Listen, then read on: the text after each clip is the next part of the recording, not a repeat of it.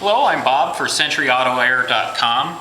Today we're going to work on a Ford type FS10 compressor, used all the way from late 80s through mid 2000s on Ford products. They are also the same now as a Halla brand HS18, HS20, which is the Dodge diesel pickups, Hyundais, Kias. It's a very popular Korean-built compressor.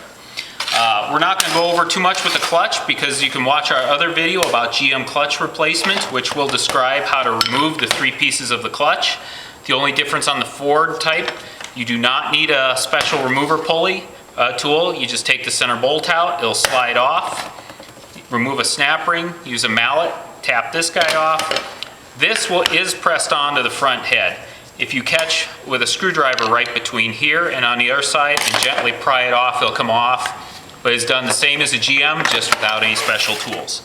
Our seal kit will consist of our part number SK731N and a MT1396 lip seal installer. Without this tool, you'll damage the front seal. So let's get going. The first thing we do is disassemble the unit. Remove the 4 through bolts through the front.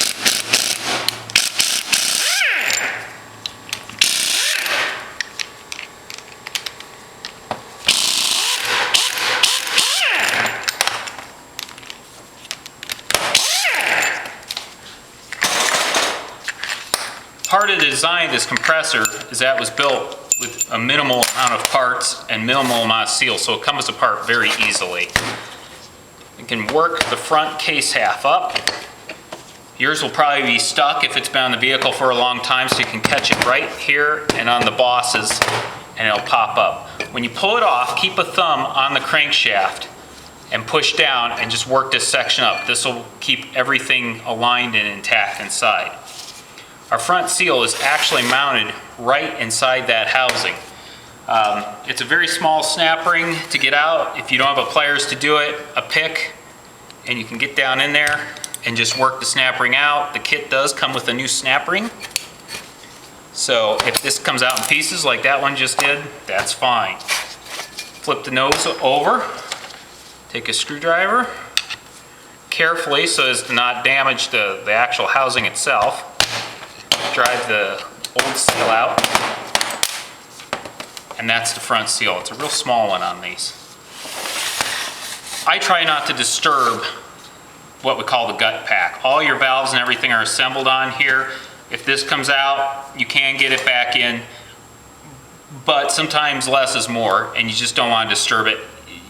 We want you to succeed in these things when you reseal them, so just leave it alone. Take a pick, gently work the O-ring off the center case. Once again, very minimal amount of seals in these because they try to keep the design cheap and simple to build. We take our seal kit, use the large center O-ring, oil it up. I suggest wearing latex gloves and being very clean about it. This is strictly for demonstration, so we're not being quite as meticulous as we should be. Gently work the O-ring over the center of that housing, and this piece is done.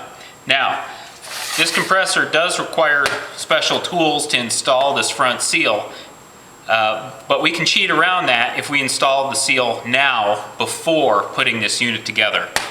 So, clear ourselves a little clean spot here. Here's our shaft seal kit. All right, so we take our lip seal installer tool and our lip seal. The key to getting these in without tearing is to basically kind of precondition them. Put some mineral oil on your tool and on the seal itself. Take it, and you're actually working the seal over the installer backwards. It spreads that center seal out so it doesn't tear when you go in.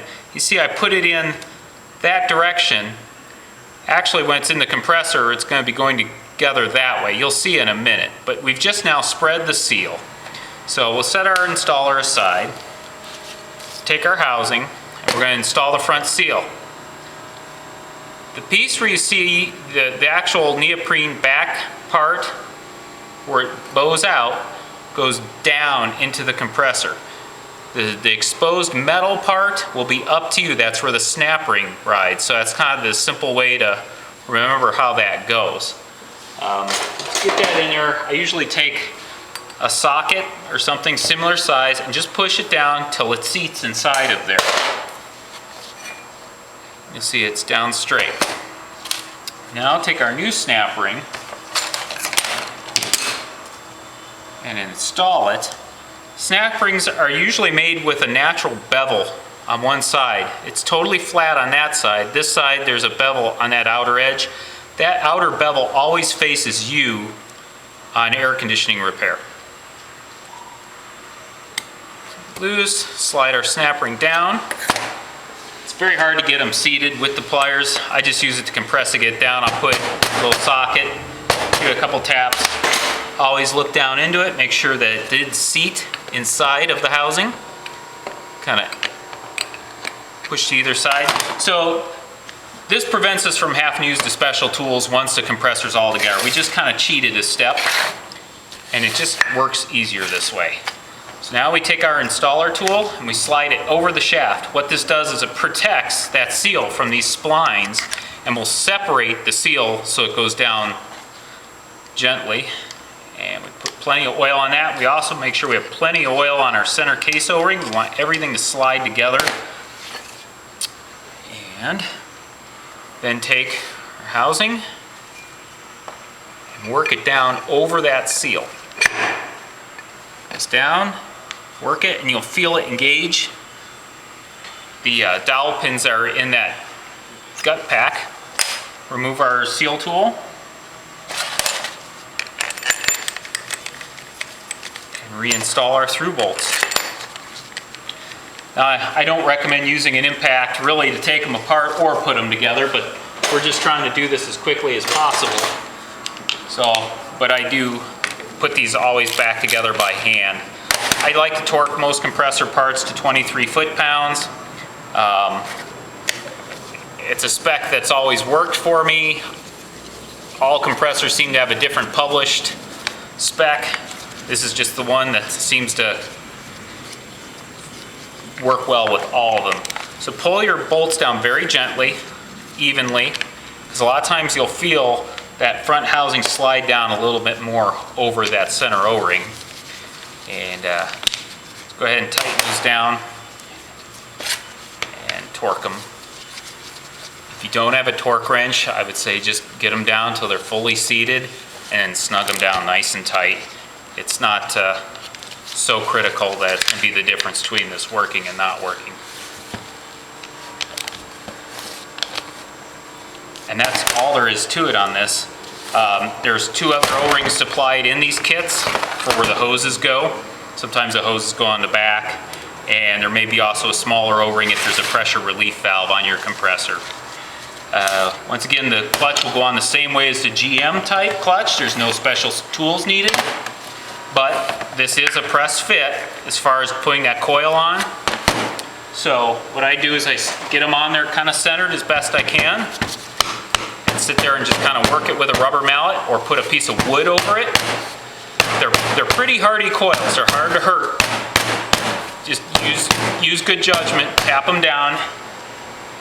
When it's all the way down, you'll see that that metal ring is flat. This one is not all the way down. You tap it until it's all the way to that point. These clutches, once you do get this part on and your front hub goes on, there are shims in here. And you want to shim your gap to about 20 to 30 thousandths. Just put the shims back in it that came out of it. Sometimes they'll be stuck inside of there when you take it apart, so just note that. Other than that, this is one of the easier compressors to do. All parts are available on our website, centuryautoair.com. Once again, this is Bob. Thank you.